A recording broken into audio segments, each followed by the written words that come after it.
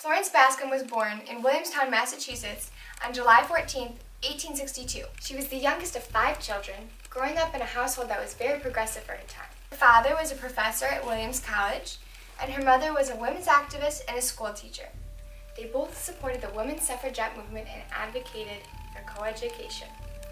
After becoming interested in geology during a trip with her father, Bascom earned a bachelor's degree and master's degrees at the University of Wisconsin.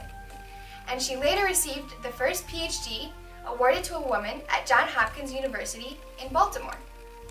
And that made her the second woman to earn a PhD in geology in the United States. Like any woman seeking education in her time, at school she had limited access to the library, gym, and if there were men in the class already, she had limited access to the classroom as well.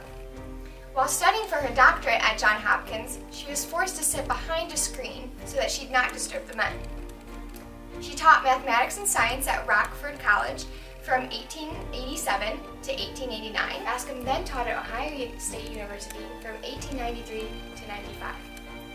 In 1901, when she went to Bryn Mawr College, where she founded the Department of Geology, under her direction it gained a national reputation.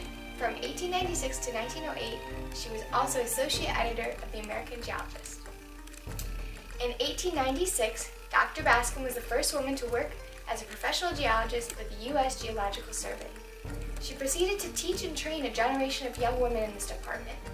In 1937, 8 out of 11 of the women who were fellows of the Geological Society of America were graduates of Bascom's course at Bryn Mawr College. Bascom retired from teaching in 1928, but continued to work at the United States Geological Survey until 1936.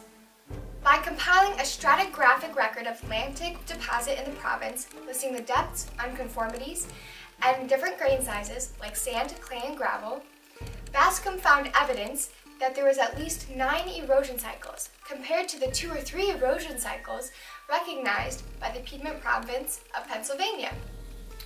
Over the years, she managed to develop a substantial collection of minerals, fossils, and rocks. She published more than 40 articles, and Florence Bascom contributed to a special type of identification for acidic volcano. Some of her accomplishments include: she was given 4 stars in the first edition American Men in Science, which is now called Men and Women in Science. A crater on Venus is named after her. An asteroid is named after her.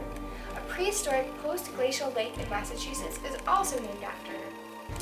And she's the first woman to present a paper before the Geological Society of Washington. She's also the first woman elected to the Council of Geological Society of America. Florence Bascom holds many firsts and accomplishments. I chose her because not only did she work hard to become an educated woman, she was known to set high standards for her students as well as herself. Though she was extremely tough on her students, they were grateful for the quality of education that she gave to them. She had a heavy focus on education and uplifting other women in the STEM field. This is admirable to me because she had opportunities to study more specialized research, but she decided to continue to educate other women. In the words of Florence Bascom herself, "The fascination of any search after truth lies not in the attainment, which at best is found to be very relative, but in the pursuit, where all powers of the mind and character are brought into play and are absorbed by the task. One feels oneself in contact with something that is infinite, and one finds joy that is beyond expression in sounding the abyss of science and the secrets of the infinite